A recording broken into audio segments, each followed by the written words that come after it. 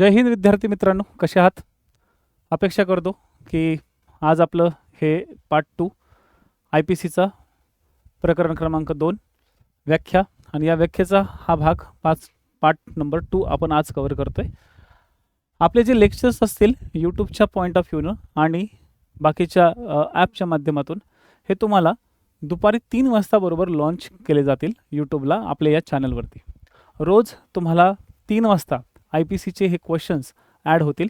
ह्या क्वेश्चन्सला व्यवस्थित सॉल्व करा, नीट समजून घ्या आणि किरण गुरुजीचा जो आपला प्लॅटफॉर्म आहे या प्लॅटफॉर्मसोबत छान तुमची प्रिपरेशन चालू ठेवा.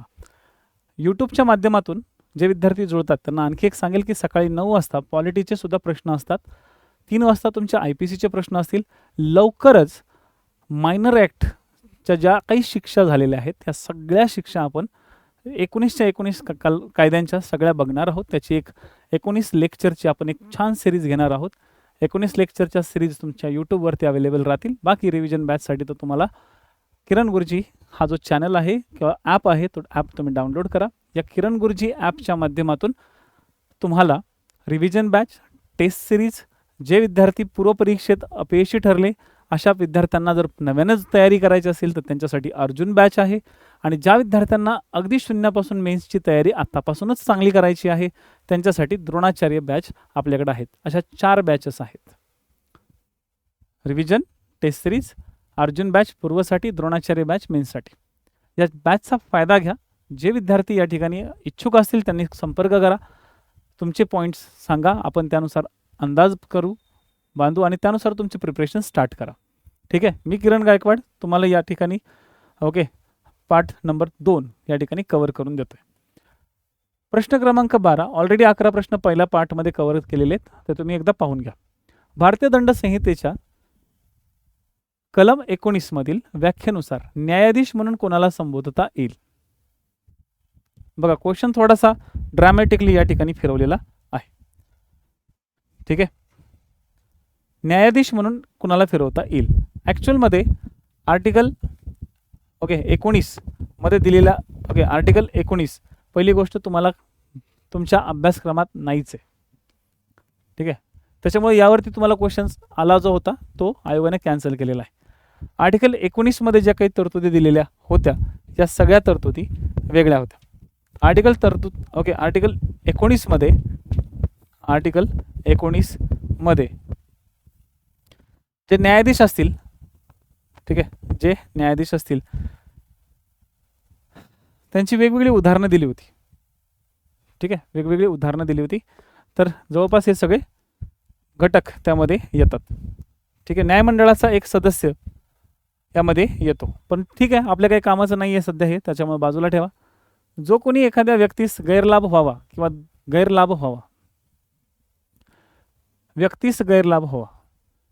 किंवा दुसऱ्या व्यक्तीची गैरहानी व्हावी या उद्देशाने जेव्हा कोणतीही गोष्ट करतो तेव्हा ती गोष्ट टिंबटिंब करतो असे म्हणतात. अप्रामाणिकपणे करतो, कपटीपणाने करतो, इच्छापूर्वक करतो की निष्काळजीपणाने करतो. ओके, इथं ड पाहिजे. सॉरी, सांगा पटापट याचं उत्तर द्या. 2016चा हा क्वेश्चन होता, जरा मोठा क्वेश्चन त्या ठिकाणी टार्गेट झाला होता. कशाने करतो?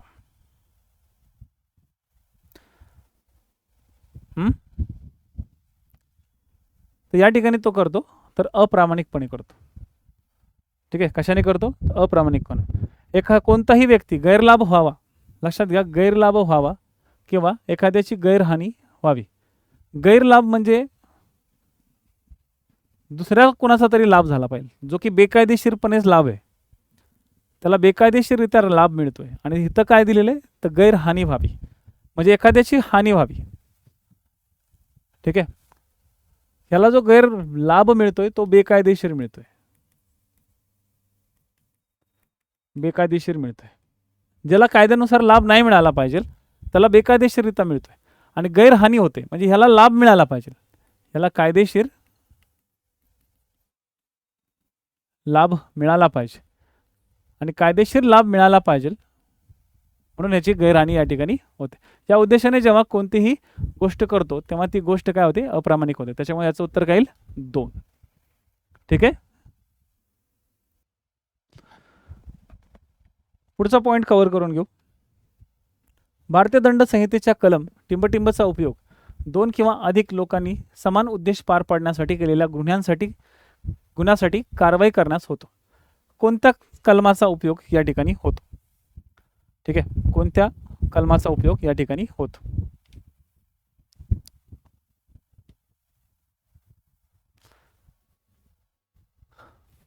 दोन किंवा अधिक लोकांनी समान उद्देश पार पाडण्यासाठी. 30 मध्ये होतो का?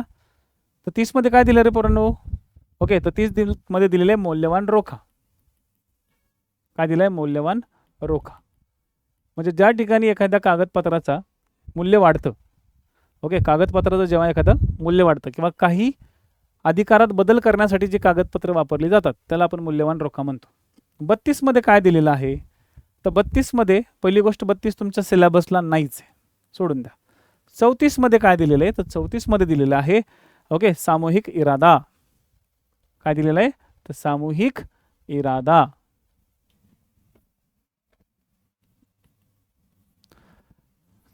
मध्ये काय दिलेलं आहे? तर सामूहिक इरादा.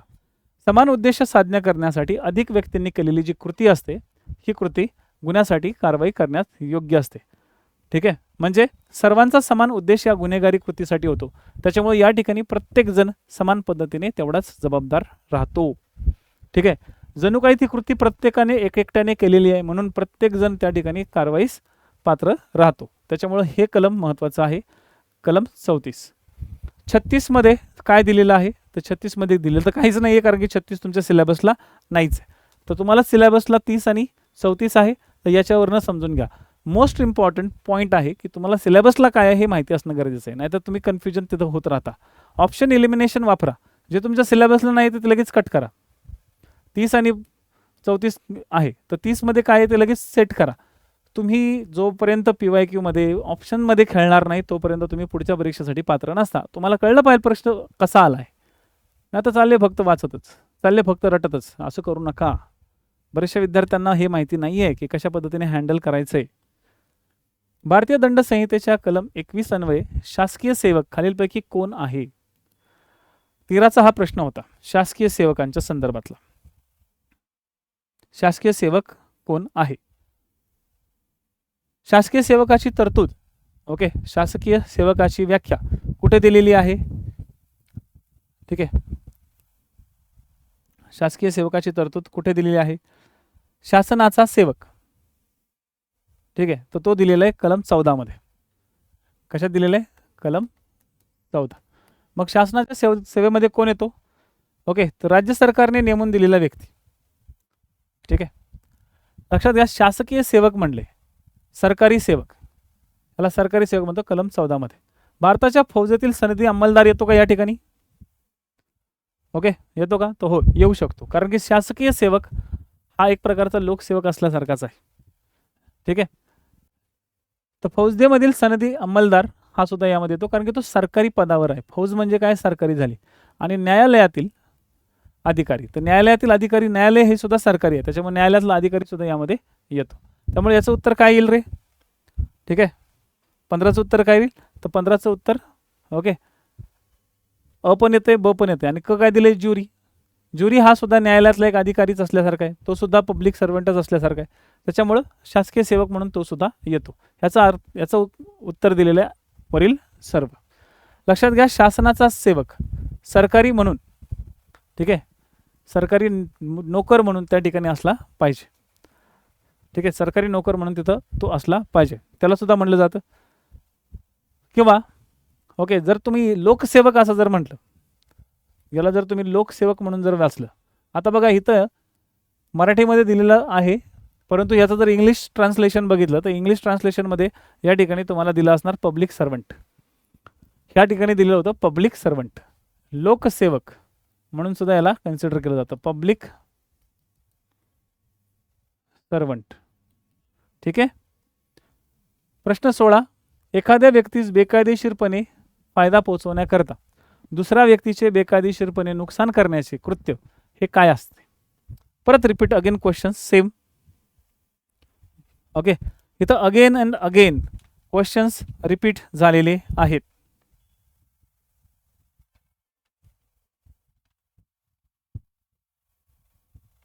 ठीक आहे, याला काय म्हटलं जातं?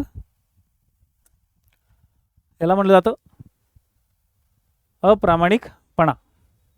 ठीक आहे, त्याला काय म्हणतात पूर्ण तर अप्रामाणिकपणा. अप्रामाणिकपणाची तरतूद कुठल्या ह्याच्यात दिलेली आहे तर अप्रामाणिकपणा, ह्या अप्रामाणिकपणाची तरतूद कोणत्या ह्याच्यात दिलेली आहे अप्रामाणिकपणा, तर कलम 24. यालाच लबाडी म्हणून सुद्धा ओळखलं जातं. कलम 24 वरती आधारित क्वेश्चन्स पुढे भरपूर तुम्हाला दिसतील बघा. बेकायदेशीरपणे एखाद्याचा फायदा पोहोचवणे म्हणजे अमुक अमुक एक अव्यक्ती आहे, जो अव्यक्ती कायदेशीर त्या ठिकाणी फायदा घेऊ शकत नाही, तर अव्यक्ती बेकायदेशीरपणे फायदा घेण्यासाठी ब कडनं एखादी वस्तू आणतो. तर अने काय केलं तर बेकायदेशीररित्या लाभ मिळवला, त्यालाच म्हणतात गैरलाभ. ठीक आहे, त्यालाच काय म्हटलं जातं गैरलाभ मिळाला. अने काय मिळवला गैरलाभ मिळवला. आणि बला काय झालं, बला झालं नुकसान, त्याला काय झालं नुकसान, त्याची झाली हानी. तर त्याची जी हानी झाली ती झाली गैरहानी. गैरहानी त्या ठिकाणी होतीये, त्याचं काय होतीये गैरहानी होतीये कुणाची बची. आणि ब तर त्या ठिकाणी कायदेशीर पात्र व्यक्ती आहे, कायदेशीर त्याला फायदा मिळाला पाहिजे. पण लेखाचा हा अ गेला आणि त्याच्याकडची एक वस्तू चोरून आणली, अने स्वतःचा गैरफायदा घेतला किंवा गैरलाभ घेतला स्वतःला, पण ब ला गैरहानी दिली. तर ह्या अशा पद्धतीने थोडंसं समजून घेतलं तर कलम 24 हे तुमच्या अगदी डोक्यात फिट राहतं. ठीक आहे, प्रामाणिक वगैरे हा भाग या ठिकाणी नाही. ठीक आहे, आता कुणाशी व्याख्या दिलेली नाही. कलम 17 भारतीय दंडविधान कलम 11 अंतर्गत नमूद केलेल्या व्यक्ती या संज्ञेमध्ये खालीलपैकी कोणाचा अंतर्भाव होत नाही विचारले. 12चा क्वेश्चन आहे, होत नाही हा भाग या ठिकाणी आहे. कशाचा भाग होत नाही सांगा. सिंपल क्वेश्चन आहे, तिरुपतीमधील बालाजीची मूर्तीचा होतो का तो होतो. या ठिकाणी कलम 11 मध्ये व्यक्ती किंवा इसम या संदर्भातली व्याख्या दिलेली आहे. तर या ठिकाणी तिरुपती येथील बालाजीची मूर्ती याचा समावेश होतो. कशाचा होत नाही विचारलेले, याचा समावेश होतो. नोंदणी झालेली सोसायटी, नोंदणी झालेली सोसायटी त्या ठिकाणी बरेचसे लोक येतात, सोसायटीचा पैसा भरतात, मेंटेनन्सचा पैसा भरतात, म्हणजे सोसायटी सुद्धा पैसा कमवते आणि ती नोंदणीकृत आहे, तर त्याचा सुद्धा होतो, याचा समावेश सुद्धा होतो. ठीक आहे. कंपनी कायदा 1956च्या अंतर्गत नोंदणी झालेली एखादी कंपनी, त्याचा सुद्धा समावेश होतो. मग कशाचा होत नाही तर भागीदारी केलेली पेढी, भागीदारी केलेली जी पेढी असते त्याचा समावेश व्यक्तीमध्ये होत नाही, कारण की ही फर्म असते. ठीक आहे, ही काय असते फर्म असते, आणि फर्म एखादी फर्म पैसा कमवण्यासाठी नसते. पेढी ही पैसा कमवण्यासाठी नसते. फर्म ही ओके सेवा देण्यासाठी असते, फक्त पैशाच्या मोबदल्यात सेवा देत नाही ती. पेढी ही पैशाच्या मोबदल्यात सेवा देते किंवा सॉरी सेवा देत नाही, तर ती सेवा देण्यासाठीच असते, पैसा घेत नाही, ती पैसा कमवत नाही. पैसा जी कमवते ती व्यक्ती. या संदर्भातल्या गोष्टी लक्षात ठेवा. आईच्या उदरातील परिपूर्ण मूल सुद्धा काय असते तर व्यक्ती किंवा इसम म्हणून सुद्धा कन्सिडर केलं जातं. याचं उत्तर काय, आन्सर इज 4. भारतीय दंड विधान कलम 29 प्रमाणे कोणत्या कशाला दस्तऐवज म्हणतात. बँकेवर काढलेला धनादेश, मुखत्यारपत्र, दोन व्यक्तींमधील लिखित करार. तर ऑब्विसली याचं उत्तर काय असणार आहे, ओके याचं उत्तर असणार आहे वरील सर्व. जुन्या काळात असे क्वेश्चन यायचे. ठीक आहे, जुन्या काळामध्ये असे क्वेश्चन्स या ठिकाणी टार्गेट व्हायचे. असे क्वेश्चन आले की उड्याच मारायचे बघा.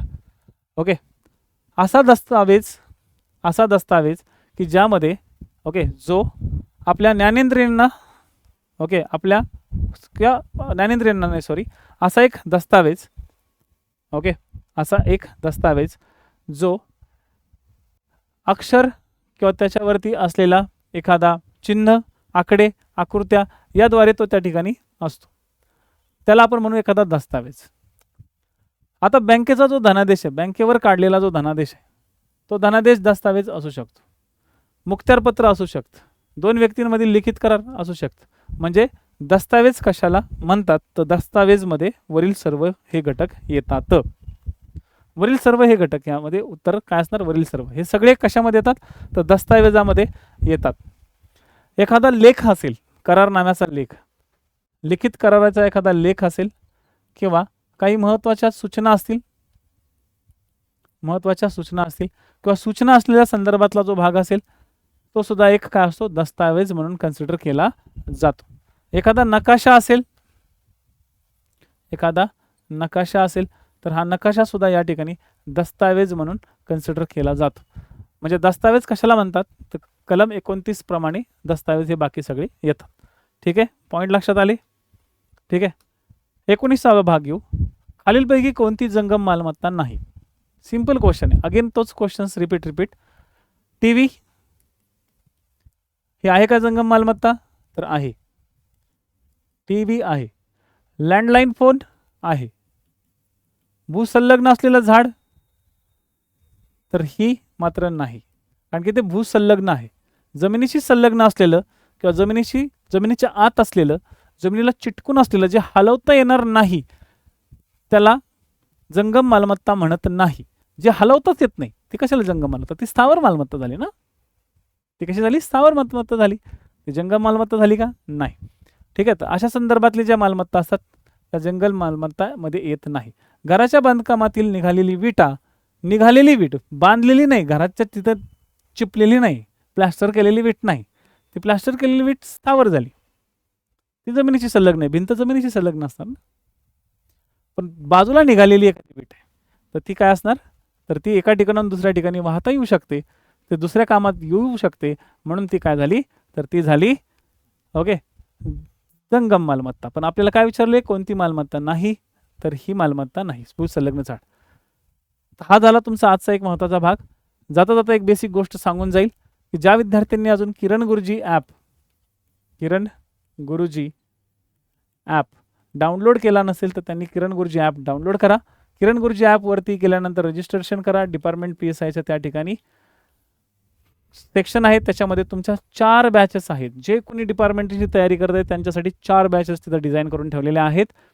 त्यातली जर तुम्ही पूर्वपरीक्षेत आता सध्या पात्र झाला नसाल, पण पुढची एक परीक्षा आहे, तर त्या परीक्षेसाठी तुम्हाला आत्तापासूनच तयारी करायची आणि पुढच्या परीक्षेला एकदम जोरदार तयार राहायचे, भीती नसली पाहिजे, अशा विद्यार्थ्यांसाठी अर्जुन बॅच आहे. त्याचबरोबर जे विद्यार्थी आता मेन्सची तयारी करू इच्छितात आत्तापासूनच किंवा आता सध्या पुढच्या परीक्षेपर्यंत डिटेलमध्ये त्यांना प्रत्येक कलम समजून घ्यायचं असेल आणि त्यांनी तयारीच नाही केली, ते अचानकच त्यांना रिझल्ट आला आणि ते पास झाले, त्यांच्या तयारीत एकदम शून्य आहेत, अशा विद्यार्थ्यांसाठी जी बॅच आहे ती आहे द्रोणाचार्य बॅच. ज्या विद्यार्थ्यांचा अभ्यास झालेला आहे त्यांनी भरपूर ठिकाणी अभ्यास करून झालेला आहे, परंतु आता बाकीच्या ठिकाणचं सगळीकडचं सबस्क्रिप्शन संपले, परत तिथं फी भरायला लागते किंवा काय, आणि तिथं फी जरा जास्त आहे, आणि त्या विद्यार्थ्यांना आता अंतिम रिव्हिजन करायची आहे. तर अंतिम रिव्हिजनसाठी ही महत्त्वाची अशी रिव्हिजन बॅच डिपार्टमेंटच्या लोकांसाठी आणलेली आहे. आणि टेस्ट सिरीजची यशोमार्ग बॅच, तर टेस्ट सिरीजच्या बॅचेसबद्दल तुम्हाला मी पुढच्या एक 6-7 तारखेपर्यंत मी सांगून देईल, कारण की टेस्ट सिरीजची ज्या बॅचेस आहेत त्या 6-7 तारखेपासूनच ॲक्टिवेट होतील. आता सध्या त्याच्यात फक्त 2च टेस्ट झालेले आहेत. ती बॅच घ्यायची की नाही घ्यायची हा तुमचा प्रश्न, परंतु ज्यावेळेस ती बॅच सुरू होईल ती बॅच खूप जोरदार चालणार आहे, कारण त्याच्यामध्ये प्रत्येक प्रश्नाचं एक्सप्लेनेशन मी घेणार आहे. ठीक आहे, तर त्या बॅचेस त्या ठिकाणी राहतील. तर किरण गुरुजी ॲप डाउनलोड करा, आणि जर ह्या चॅनल तुम्ही पाहत असाल, डिपार्टमेंटचे असाल, आणि हा चॅनल सबस्क्राईब केल्याशिवाय मात्र जाऊ नका. या चॅनलच्या माध्यमातून पूर्वपरीक्षेला आपण त्यावेळेस नव्हतो ॲक्टिव्ह, परंतु आता मुख्य परीक्षेला चांगल्या पद्धतीने आपण या ठिकाणी कलेक्टिव्ह एफर्ट्स घेऊन खूप छान पद्धतीने विद्यार्थ्यांना गायडन्स देण्याचं काम करणार आहोत. ठीक आहे, जर काही डाऊट असेल किंवा काय असेल तर नक्की मला मेसेज करा 7887448636 वरती, आणि तुमचे जे काही डिपार्टमेंटलच्या बद्दलच्या क्वेरीज असतील त्या मला नक्की कळवा. धन्यवाद, थँक्यू सो मच. परत भेटू. ओके, जय हिंद, जय महाराष्ट्र.